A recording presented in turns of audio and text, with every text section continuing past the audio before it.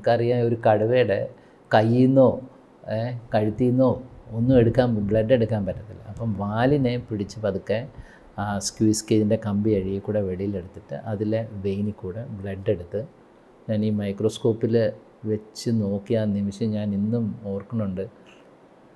ആയിരക്കണക്കിന് ഇങ്ങനെ ട്രിപ്പനസോംസ് എന്ന് പറയും.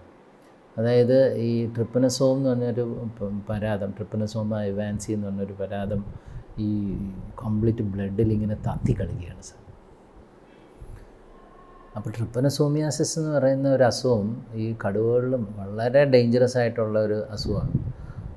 അപ്പോൾ എൻ്റെ മനസ്സിൽ ഞാൻ ഈ വായിച്ച ബുക്കുകളുടെ താളുകൾ ഇങ്ങനെ ബ്രെയിനിൽ കൂടെ പോവുകയാണ്. നന്ദൻകാനൻ സൂവിൽ 15 ടൈഗർ ട്രിപ്പനസോമിയാസിസ് ചത്തുപോയി. തൃശ്ശൂർ സൂവിൽ പണ്ട് 8 എണ്ണം മരിച്ചുപോയി. അപ്പോൾ ഞാനാണെങ്കിൽ ചെന്ന് ചാർജ് എടുത്തിട്ടേ ഉള്ളൂ. അപ്പോൾ ഈ ഇങ്ങനൊരു ഡെത്ത് നടന്നു കഴിഞ്ഞാൽ വളരെ മോശമായിട്ടുള്ള ഒരു ഇതിലേക്ക് വരും.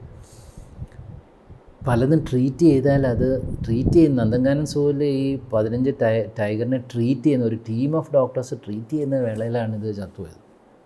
അപ്പോൾ ഈ ഭയവും ഇത് ബുക്കിഷായിട്ടുള്ള ഇതും ഈ കണ്ട കാഴ്ചയും മൈക്രോസ്കോപ്പിൽ എന്നെ ശരിക്കും പറഞ്ഞു കഴിഞ്ഞാൽ ഒരു പ്രാന്തനെ പോലെ ഞാനിങ്ങനെ ഒരു 5 മിനിറ്റ് എന്ത് ചെയ്യണമെന്ന് അറിയാൻ മൈക്രോസ്കോപ്പിൽ നോക്കിയിരിക്കുക.